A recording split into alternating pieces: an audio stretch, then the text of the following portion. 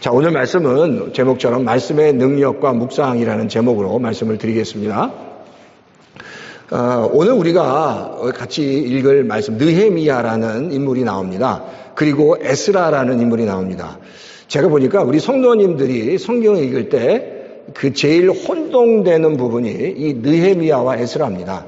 이 성경책에 중간에 나와 있으니까 이 사람들이 이스라엘 역사의 중간에 어떤 중간 시대의 왕정 시대든지 어떤 중간 시대에 있는 인물인 것처럼 많이 혼동을 하는 것 같아요. 그런데 지금 에스라와 이 느헤미야는 이스라엘 구약 역사의 가장 마지막에 있는 사람들입니다. 그러니까 이스라엘이란 그 왕국이 다 멸망해서 포로로 잡혀간 다음에 70년 그리고 100년이 지난 후에 다시 이스라엘로 예루살렘으로 돌아오게 된, 그리고 그것을 인도한 리더십이 바로 에스라와 느헤미야라는 겁니다. 그러니까 성경책에 보면 에스라와 느헤미야 그리고 에스더가 이렇게 중간에 딱 있지만 바로 이 인물들은 이스라엘 역사에 있어서, 구약 역사에 있어서 가장 마지막에 나오는 사람들. 그래서 돌아와서 뭘 했냐면 성전, 두 번째 정전, 수룹바벨 성전을 다시 세우고 이스라엘의 그 마지막 영적인 부흥을 이룬 사람들, 영적인 리더십이 바로 느헤미야와 에스라입니다. 그러니까 잊지 마세요. 중간에 있는 사람이 가장 마지막에 있는 인물들입니다. 그래서 이스라엘을 마지막으로 다시 부흥시켰던, 중흥시켰던 인물이 바로 느헤미야라는 겁니다. 그런데 성경에 굉장히 성군하면 어떤 사람이, 어떤 왕이 떠오르세요? 성군하면 우리가 딱 떠오르는 게 다윗 왕입니다. 킹 데이빗. 다윗 왕이 굉장한 성군입니다. 근데 다윗 왕이 정말 하나님께서 그를 기뻐하셨지만 다윗 왕도 굉장히 많은 실수를 합니다. 많이 실수한 거 아시죠? 바세바와 간음해서 하나님한테 막 들이 혼나고, 그리고 그의 마지막에 많은 실수들을 하면서 하나님한테 많이 이렇게 책망받는 그 모습들이 나옵니다. 그럼에도 불구하고 다윗 왕은 하나님께서 기뻐하시는 왕이었습니다. 근데 성경에 보면 인간이기 때문에 흠이 없지는 않겠지만 정말 하나님께서 아주 귀하게 쓴 인물이 있는데 바로 느헤미야와 에스라입니다. 그리고 이 나라를 위해서 기도한 아주 유명한 또 총리가 있는데 그 총리 이름이 바로 다니엘입니다. 다니엘은 어떤 나라의 총리였죠? 바벨론의 총리였습니다. 그리고 페르시아의 총리였습니다. 이스라엘 유대 백성인데 어떻게 바벨론의 총리가 하죠? 근데 이 다니엘부터 시작해서 에스라, 느헤미야는 성경에 그들을 기록하면서 그들이 크게 이러이러한 실수를 저질렀다는 그런 이야기가 없습니다. 하나님께서 정말 다니엘을 끔찍하게 사랑하셨고 에스라와 느헤미야를 끔찍하게 사랑하셨습니다.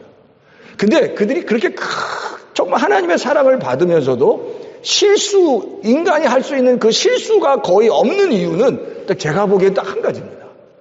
이 다니엘과 에스라와 느헤미야는 정말 열심을 다해서 나라와 민족을 위해서 중보한 중보자였습니다. 그리고 이 다니엘도 그렇고 에스라도 그렇고 느헤미야도 그렇고 내 자신만을 위해서 기도하는 게 아니라 하나님의 나라를 위해서, 그리고 백성들을 위해서 열심히 기도했기 때문에 하나님이 다니엘에게 무지무지한 축복을 주셨습니다. 그게 어떤 축복이죠? 나라가, 왕이 계속해서 바뀌었습니다. 바벨론이란 그 나라에서 왕이 바뀌었는데도 계속해서 총리가 됐습니다. 그리고 바벨론에서 페르시아가 됐는데도 총리가 됩니다. 이게 우리는 뭐 그러나 보다 하지만 어마어마한 하나님의 특별한 섭리와 사랑, 그리고 그 능력이었기 때문에 그를 하나님이 계속 쓰셨다는 겁니다. 근데 제가 보기엔 하나님이 다니엘을 그렇게 쓰신 이유는 정말 하나님께서 기뻐하시는, 내 자신만을 위해서 사는 게 아니라 나라와 민족, 자기 백성들을 위해서 열심을 다해서 기도했기 때문입니다. 하나님이 하나님의 자녀들에게 복을 주시는 방법 중에 하나는 여러 가지가 있지만 그 백성이 정말 내 자신만을 위해서, 나만을 위해서 기도하고 나만을 위해서 살아가는 것보다 기도라도 하나님의 나라를 위해서, 하나님의 나라와 하나님의 백성들을 위해서, 다른 사람들을 위해서, 다른 교회 지체들을 위해서 기도할 때 하나님께서 우리가 그거를 중보 기도자라고 부르는데, 그 중보자들에게 하나님은 놀랍게 축복해 주십니다. 그러니까 기도할 때 이제 좀 우리 자신들을 위해서, 우리 가족들을 위해서도 기도하지만 그 가족과 이제 자식들을 벗어나서 정말 이 땅을 위해서 하는 그 중보하며 기도할 때 하나님께서 그 성도에게 놀랍게 축복해 주신다는 겁니다. 그러니까 기도의 스케일을 좀 이렇게 넓게 해야 된다는 거예요. 그래서 하나님이 다니엘을 무지무지하게 축복해 주셨고 느헤미야가 엄청난 축복을 받았습니다. 그 당시 페르시아에서 왕 다음으로 가는 권력을 가지면서도 그렇게 하나님 앞에서 겸손했습니다. 그러니까 제가 오늘 이 느헤미야를 통해서, 근데 이 느헤미야가 하나님의 일을 어떻게 했는지, 그리고 하나님이 어떤 역사를 하셨는지, 느헤미야가 어떻게 하나님의 말씀을 정말 전했는지, 그거를 같이 살펴보는 시간을 갖도록 하겠습니다. 자, 그러면 오늘 느헤미야 8장을 보면 이 배경이 이렇습니다. 배경이 이제 느헤미야의 가장 큰 임무가 뭐냐면, 예루살렘 성전이 지어지고 예루살렘 성이 수축되는데 그 후에 예루살렘 성을 이렇게 지킬 성벽이 필요했습니다. 왜냐하면 주변에 많은 이방 백성들이 있기 때문에 그 이방인들을 통해서 예루살렘을 이렇게 보호할 성벽이 필요했는데, 그 성벽을 완성한 사람이 바로 느헤미야라는 겁니다. 사실 보세요. 이스라엘 그 예루살렘이라는 지역에 그 성벽을 짓는다는 것은 그게 쉬운 게 아닙니다. 이스라엘 백성은 사실 이렇게 힘이 없습니다. 성전은 지을 수 있었습니다. 근데 성벽까지 짓는 건 정말 어려운데, 느헤미야가 하나님이 특별히 이스라엘 백성을 사랑하셔서 성벽을 다 짓게 합니다. 그러면서 이스라엘 백성들이 안전한 그 시큐리티 안에 들어가도록 했다는 거예요. 얼마나 그게 감사한 일인가요? 근데 그 다음에 지금 오늘 느헤미야 8장의 사건이 일어난다라는 사실입니다. 느헤미야는 성벽을 다 지은 후에 그것으로 끝나지 않고 같이 이스라엘 백성들을 다 함께 모아놓고 하나님의 말씀을 낭독하는 사건이 바로 오늘 읽은 느헤미야 8장의 사건이다라는 사실을 먼저 이해하시면 좋을 것 같아요.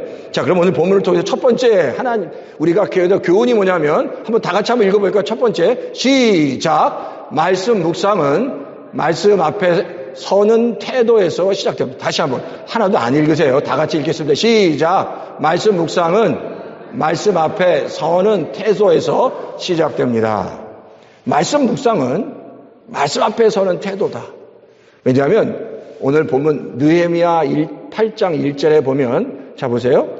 모든 백성이 일제히 수문 앞 광장에 모였다. 이 수문 앞이라는 얘기는 그 예루살렘 성의 문 중에 하나입니다. 거기에 광장이 있었는데 그 광장은 굉장히 많은 사람들이 모였던 곳입니다.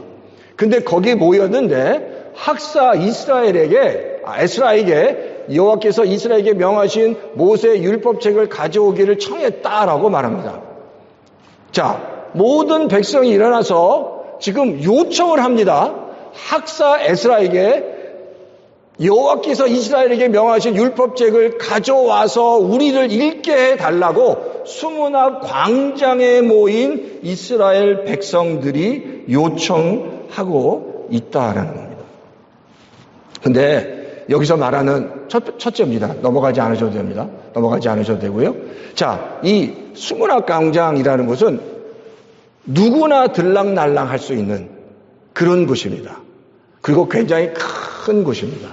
근데 거기에 주변에 있는 모든 이스라엘 백성들이 거기에 다 모여서 한 마음으로 지금 에스라에게 요청하는 겁니다. 우리를 위해서 여호와께서 주신 율법책을 가져다가 읽어 주십시오라고 요청하고 있다라는 겁니다. 자, 그러니까 이게 지금 이 말씀을 우리가 잘 읽어야 됩니다. 에스라가 읽어주기 원해서 읽은 게 아닙니다. 느헤미야가 읽어주라고 해서 읽은 게 아닙니다.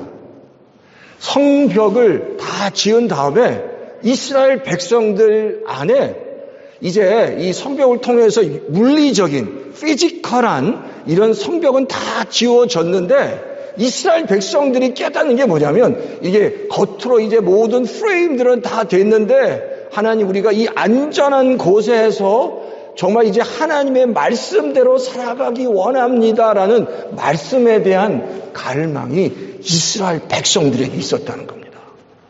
그러니까 요청을 했다는 겁니다. 백성들이 다 모여서 학사 에스라에게 율법책을 가져다가 읽게 해 주십시오라고 요청했다. 참 놀라운 일이에요. 이스라엘 백성들이 다 그것에 모여서 그때 하나님께서 그것을 너무너무 기쁘게 여기셨다라고 성경은 말하고 있습니다. 남자와 여자와 그리고 음성을 들을 수 있는 모든 사람이 모였습니다. 그런데 8장 3절에 보면 자 여기 나오지 않는 8장 3절에 성경이 이렇게 기록합니다. 오전 새벽부터 정오까지 새벽부터 12시까지 글쎄 시간을 일단 최소한 6시간 이상 되는 그곳에서 모든 사람들이 학사 에스라가 낭독하는 소리를 계속해서 그 율법책 모세 오경의 말씀을 다 들었다는 겁니다. 그게 하나님의 말씀에 대한 갈망이 있었어요. 하나님에 대한 말씀에 대한 갈망. 그리고 이스라엘 백성들이 그 음성을 그 말씀이 낭독되는 것을 수십 시간 동안 다 듣고 다 한 마음이 됩니다. 그리고 하나님께서 놀랍게 축복하시고 역사하죠. 성도가 하나님의 복이라고 하면 무슨 물질적인 복이 아니라 하나님의 모든 복, 영적인 복과 모든 복, 그 복, 하나님의 복을 받을 때 가장 중요한 게 하나님을 갈망하는 겁니다. 정말 하나님의 그 말씀을 갈망하는 겁니다. 내 안에 하나님의 말씀에 대한 갈망이 있습니까?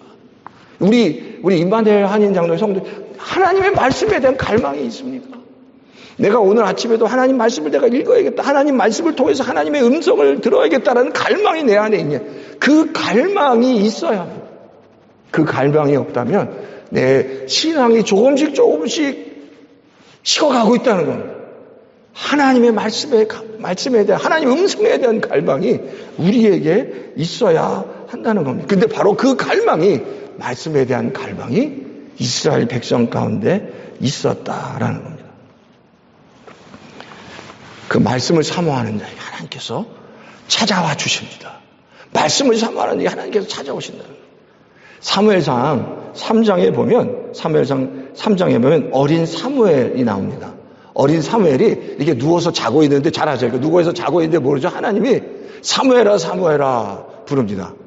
근데 아직 어렸기 때문에 뭐라고 그러죠? 사무엘이 아직 어린데 사무엘아 사무엘아 그러니까 그때 사무엘은 뭐라고 생각했냐면 엘리 제사장이 나를 부르는구나. 벌떡 일어나서 엘리 제사장 잡니다. 제사장님 저를 부르셨습니까? 근데 엘리 안 불렀는데 또 자고 있는데 갑자기 사무엘아 사무엘아 또 갑니다. 3번이나 반복을 합니다. 그때 엘리 제사장이 깨닫습니다. 사무엘에게 가르쳐 사무엘아 사무엘아라는 소리가 나면 그때 가만히 있지 않고 하나님 제가 여기 있습니다. 말씀하옵소서 주의 종이 듣겠나이다 라고 말하라는 거예요. 그걸 깨닫습니다. 또 사무엘아 사무엘아 할 때 하나님 제가 여기 있습니다. 주의 종이 듣겠나이다 라고 얘기하니까 그때 하나님이 말씀하기 시작하셨다는 겁니다.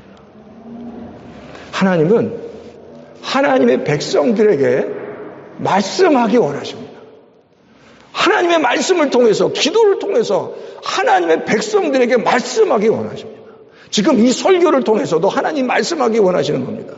근데 설교는 어떡하죠? 우리 임마누엘 한인 장로교회 성도 일주일에 한 번씩 듣습니다. 근데 일주일에 한 번씩 예배를 통해서 하나님의 말씀을 들을 뿐만 아니라 이제 매일매일 하나님의 말씀을 우리가 같이 듣자라는 겁니다. 하나님의 말씀을 듣고 그 말씀에 따라 살아갈 때 하나님께서 놀랍게 역사해요. 그때 하나님의 음성을 듣고 반응하기 시작할 때 그리고 그 사이클이 일주일에서 이제 매일 단위로 움직일 때 더 살아계신 하나님의 인도하심, 하나님의 역사하심을 경험하게 된다는 겁니다. 그러니까 중요한 건 하나님께서 우리 성도님들에게 많은 아주 굉장히 축복의 말씀과 축복의 길을 열어주시기 원합니다. 그리고 알려주십니다. 근데 누가 문제예요? 우리가 그걸 모른다는 겁니다. 여기 잘 아시죠? 여기에 지금 보이지 않지만 굉장히 많은 전파들이 다 있습니다. 안 보여요, 전파니까. 근데 그 전파를 잡을 수 있는 수신기, 뭐 TV든지 아니면 라디오가 수신기가 있으면 그게 채널이 맞아 들어가면 그 전파에서 나는 소리를 들을 수 있습니까? 없습니까? 들을 수 있는 겁니다. 채널이 맞아지면 보이지는 않지만 그 소리를 듣습니다. 성도가 말씀을 통해서 영적으로 하나님과 채널이 맞아질 때, 영적인 주파수가 맞아질 때 하나님의 음성을 듣습니다. 영적인 주파수가 하나님과 맞아야 합니다. 그때 하나님의 인도하심을 더 구체적으로 받을 수 있습니다. 그래서 방법 중에 하나가 말씀을 읽고 묵상하고 하자는 겁니다. 이 일들을 통해서 하나님께서 우리 성도님 한 분 한 분에게 말씀하시고자 하는 것들이 있고 그것을 깨달으시는 우리 성도님이 다 되시기를 주의 이름으로 축원합니다. 자, 두 번째는 말씀이 깨달아질 때 마음이 찔리는 변화가 시작된다는 겁니다. 예레미야서 8장 8절에 보면, 자, 8장 8절 우리 다 같이 한번 읽어볼까요? 시작. 하나님의 율법책을 낭독하고 그 뜻을 해석하여 백성에게 그 낭독하는 것을 다 깨닫게 하니. 오늘 본문에 보면 말씀을 읽고 그 말씀을 깨달을 때 하나님의 놀라운 또 은혜를 경험하게 된다라는 겁니다. 여기서 깨닫게 되니 깨닫게 하니라는 말씀에 우리가 좀 집중해야 됩니다. 말씀이 잠깐만 이렇게 깨달아지잖아요. 말씀이 깨달아지면 그 깨달아질 때 하나님의 음성을 듣게 됩니다. 하나님의 마음을 깨닫게 됩니다.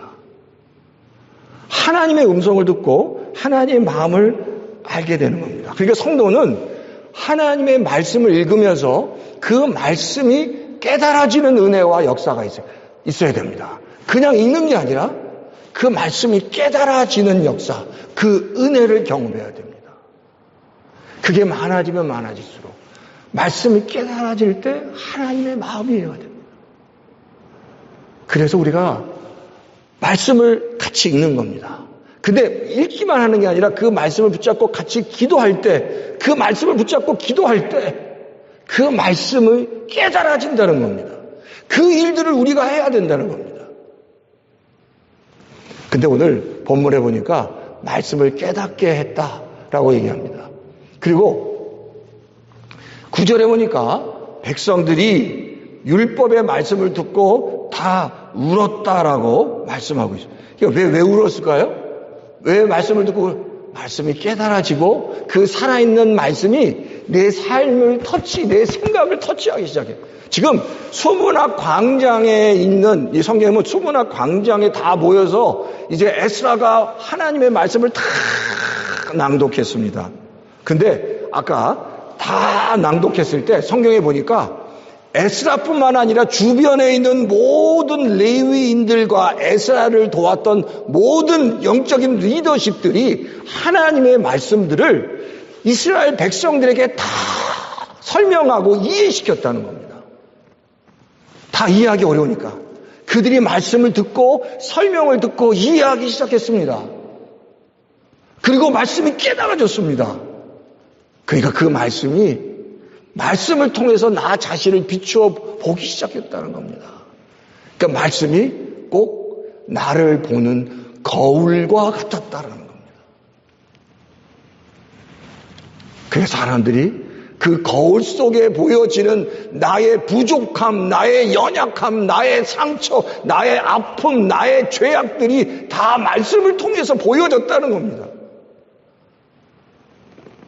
우리 성도님 하나님 말씀을 보면서 그 말씀을 통해서 누구를 봐야 될까요? 말씀을 보고 나서 이 아무개 장로님이 봐야 되는데, 말씀을 읽으면서 이 아무개 목사님이 좀 보고 이거 깨달아야 되는데, 이게 아니라 말씀을 통해서 내 자신을 봐야 됩니다. 그 말씀이 나를 비춰봐야 됩니다. 그게 말씀을 통해서 내 자신이 보이기 시작할 때 바로 그 성도에게 하나님의 놀라운 은혜가 임하는 겁니다. 여기서 상처가 없고 부족함, 잘못 없는 사람이 어디 있습니까? 다 내 안에는 부족함이 있고 상처가 있습니다. 제가 이렇게 남자 집사님이든 장로님이든 목사님들을 보면 항상 그 마음속에 그게 있더라고요. 아내나 와이프한테 항상 미안해 하더라고요. 좀 더 좋은 남편 만났으면 더 잘 됐을 텐데.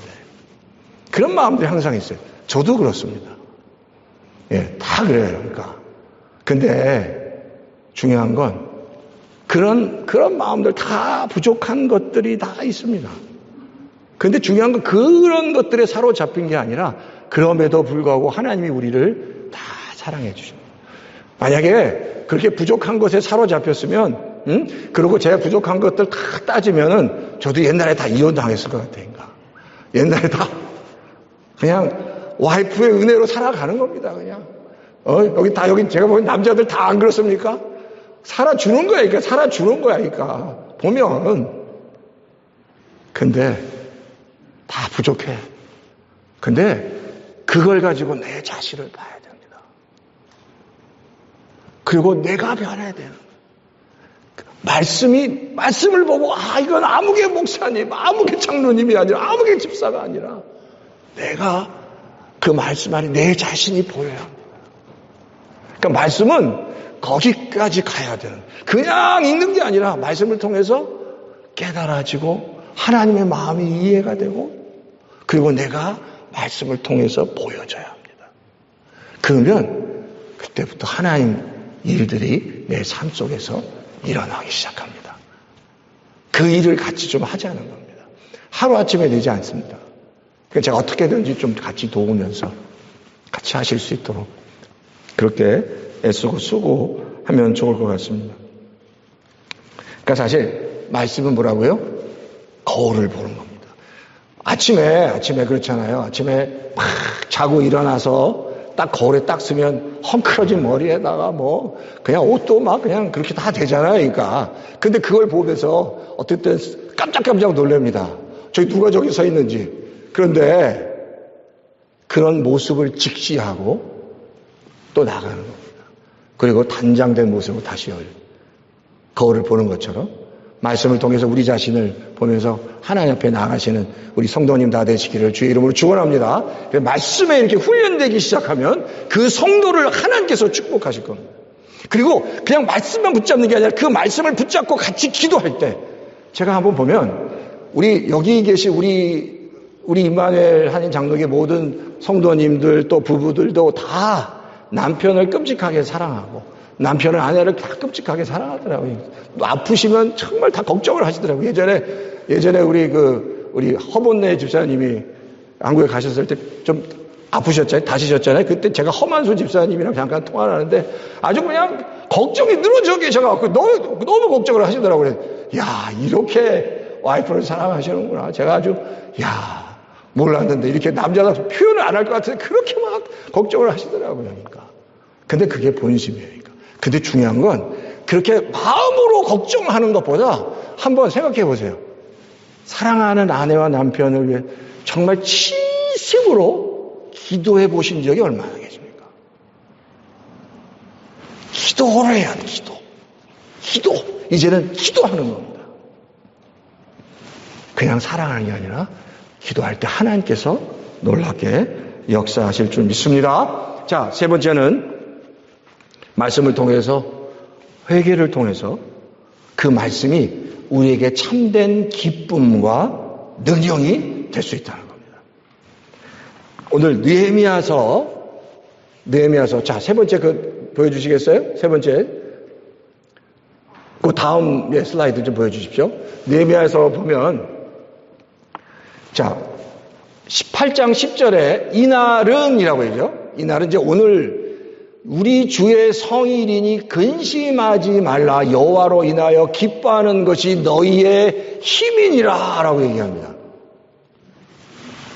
지금 이날이 뭐냐면 다 이스라엘 백성들이 말씀을 듣고 말씀을 깨닫고 너무너무 자기 자신이 얼마나 하나님 앞에서 큰 죄인인지 깨닫고 울기 시작했으면 엉엉 울었습니다. 이렇게 내가 죄인인데 이렇게 잘못했는데 하나님께서 지금까지 인도해 주셔서 이렇게 좋은 정말 이스라엘 백성에게 정말 큰 선물 이 성벽을 짓게 하셔서 정말 안전하게 하셨구나라는 엄청난 큰 은혜를 깨닫습니다. 그리고 엉엉 웁니다. 그랬더니 하나님께서 말씀 울지 말라는 겁니다. 이제 여호와로 인해서 뭐 하라고요? 기뻐하라는 겁니다. 이게 지금 그 수문학 광장에서 모였던 이 수없이 많은 수만 명이 모여서 하나님께 기도했을 때 일어난 그 하루에 다 일어난 얘기입니다. 모여서 더 이상 슬피 울지 말고 이제 정말 기뻐하고 말씀으로 기뻐하고 그 말씀이 얼마나 능력이 큰지 그 말씀의 능력을 너의 힘으로 여기라고 말씀하고 있다라는 겁니다. 우리가 이 땅을 살아가면서 그렇잖아요. 돈도 명예도 다 그런 거 필요합니다. 근데 성도에게 있어서 가장 강력한 힘은 여호와 하나님과의 관계입니다. 관계. 말씀을 통해서 주시는 은혜가 있는 사람만이 이 안에 든든함이 있는 겁니다. 이 은혜를 우리가 더 깊이 깨달아야 합니다. 어떤 것도 가장 중요한 건 하나님과의 관계를 통해서 주시는 그 기쁨, 그걸 지금 느헤미야가 얘기하고 있는 겁니다. 이스라엘 백성들에게. 그러니까 이스라엘 백성들은 이제 모든 것들이 안전하게 다 됐다고 생각했지만 그 안에 허탈함이 있었던 것 같아요. 근데 그 안에 하나님께서 가장 강력한 영적인 소프트웨어인 하나님의 말씀을 주시고 그 말씀을 통해서 그들이 깨닫게 되고 그들이 뒤집어지고 하나님을 다시 바라보게 하니까 제2의 부흥이 일어나기 시작했습니다. 그것을 여호와 하나님은 아주 기뻐하셨다라고 오늘 말씀에서 지금 보여주고 있습니다. 저는 우리 임마누엘 한인 장로교회 우리 교회가 수문학 광장에 모인 이스라엘 백성처럼 다 같이 모여서 하나님의 말씀을 들으면서 그것을 듣고 울고 웃고 감사하고 깨닫고 그러면서 하나님 제가 여기 있습니다. 나를 다시 사용해 주십시오라고 하나님 앞에 우리 다 같이 나갈 때 하나님께서 우리 임마누엘 한인 장로계 모든 성도님들을 놀랍게 축복해 주실 줄 믿습니다. 이게 하나님이 하시는 일이다. 여러분 잘 아시죠? 베드로가 요한복음, 마태복음 맞아요.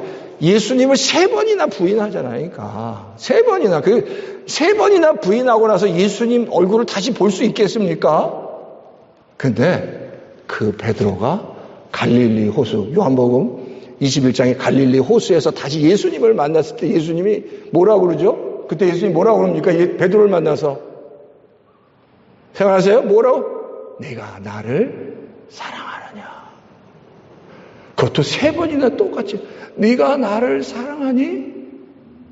그때 베드로가 뭐라고? 제가 정말 사랑합니다. 고백합니다. 우리가 다 똑같은 죄인이지만 다시 하나님 예수님 제가 사랑합니다. 라는 진정 어린 고백이 있어야 합니다. 그걸 고백해야 합니다. 소리를 내서 또 고백해. 사랑합니다. 마지막에 예수님께서 찾아오셔서 네가 나를 정말 사랑하니? 라고 질문할 때 다 대답하실 수 있습니까? 내가 주님을 사랑합니다. 내가 이렇게 죄인이고 못났고 부족하지만 내가 주님을 사랑합니다. 그렇게 다 고백하실 수 있으십니까? 아멘?